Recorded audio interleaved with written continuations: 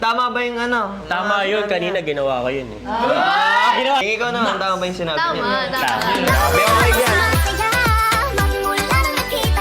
Ito na yung pangatlo niyong tanong. If your partner could switch lives with one person for a day, who would it be? Alam ko to kasi idol niya din to. Si Yana Guerrero. O, ikaw naman, Yana. Ano, si Elon Musk.